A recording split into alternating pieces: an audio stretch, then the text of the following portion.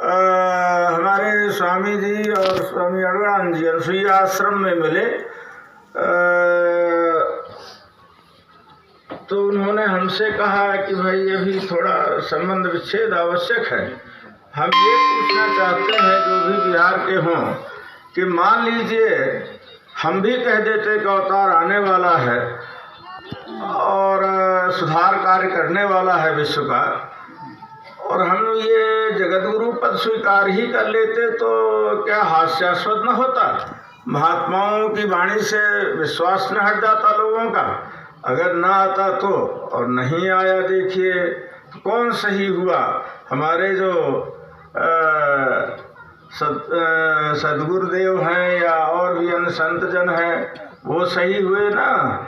इसलिए ये सब आर्टिफिशियल टाइटल है, इसमें हम लोग नहीं जाते हैं। देखिए एक बात हम बताते हैं रहस्यमयी, बहुत ज़्यादा इसको नहीं बोलना चाहिए। भगवान शिव को कहा गया है त्रिभुवन गुरु। तुम त्रिभुवन गुरु वेद बखाना, आन जीव पामर का जाना है। आप त्रिभुवन गुरु हैं। अब लीजिए थोड़ा समझिए, एक नदी चल करके जब समुद्र में समाहित हो जाती है तो उसका स्वरूप कैसा हो जाता है? समुद्र जैसा हो जाता है। वही लहरें, वही खारापन और वही गहराई, वही सारी चीज़ें जो समुद्र में हैं तो उसमें पाई जाने लगती हैं। तो ऐसे ही कोई भी साधक जब चलते चलते शिवत्व में लय हो जाता है, भगवान शिव में लय हो जाता है, उनको आप सत्य ही शिव कहें, सत्य कहें परमात्मा को, तो परमात्मा में जब लय हो जाता है, शिव में लय हो जाता है, तो साधक को समझिए सरिता और उनको समझिए समुद्र। तब वो साधक की क्या अवस्था होगी? वही होगी जो एक सरिता की होती है समुद्र में। वो साधक भी पता नहीं क्या कह बैठता है, क्या कहता है, न बंधुर न मित्रम गुरुर नैव शिष्य चिदानंद रूप शिवो केवलो हम। वो भी कल्याण स्वरूप हो जाता है। तो फिर ये अच्छा है, प्रशंसनीय है जगत गुरु पद, लेकिन शिव को भी गोस्वामी जी ने क्या कहा? वो त्रिभुवन गुरु हैं।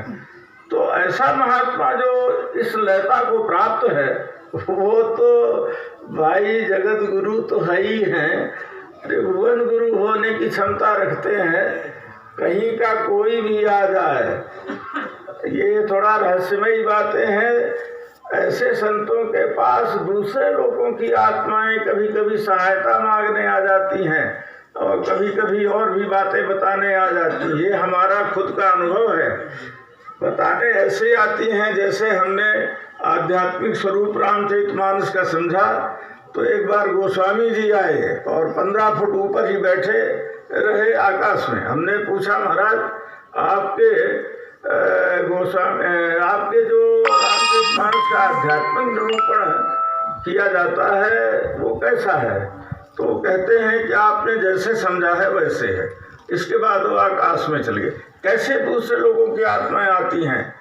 अब दूसरे लोगों की आत्माएं सहायता मांगने आती है, वो तो हम न बता पाएंगे, न बताएंगे। वो गोपनीय बातें रहती है, वो गोपनीय ढंग से आती हैं, गोपनीय ढंग से सब बात होती है, चली जाती है। थोड़ा सा हम मानस का एक प्रकरण बता रहे हैं कि कैसे आत्माएं जाती हैं। सर्वंग ऋषि को देखिए, वो भगवान राम जब चित्रकूट में आए, सुनाई पड़ा कि आ रहे हैं,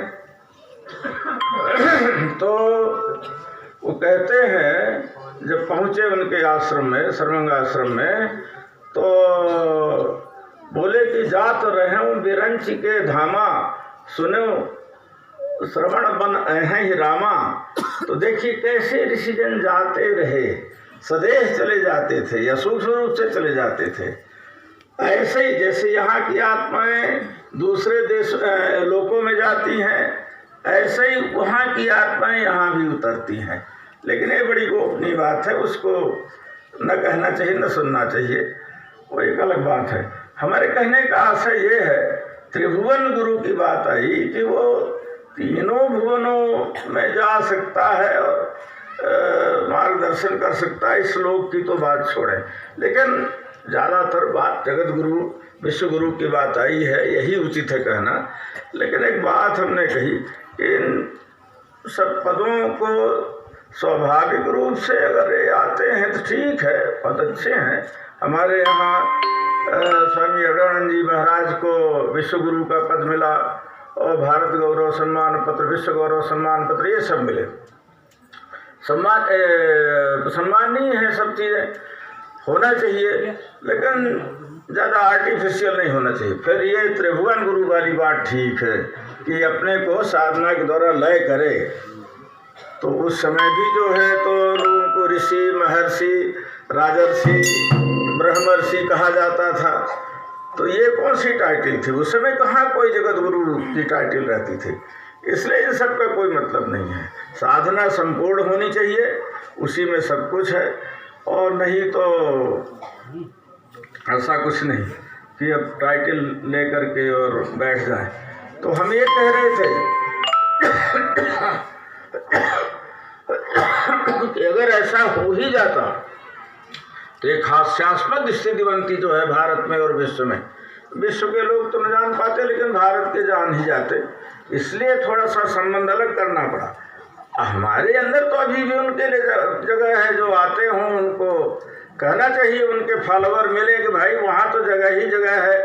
अब तुम अपने कारण अलग हुए तो क्या किया जाए।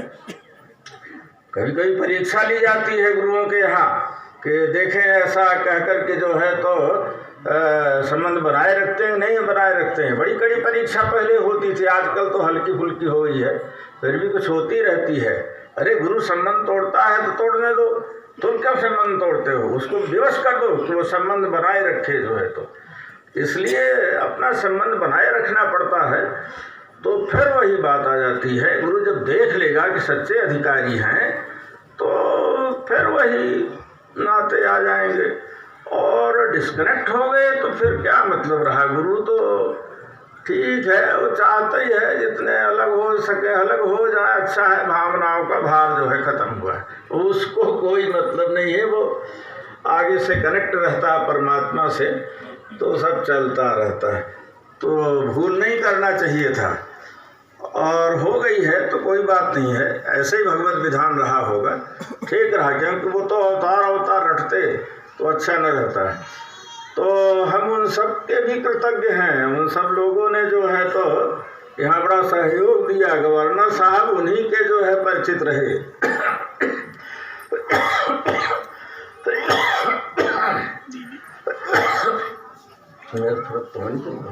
जरा अच्छा ठीक। वो कहा करें पंडित रामचंद्र मिश्र के, हम लोग पंजाब में जब सन 42 की क्रांति में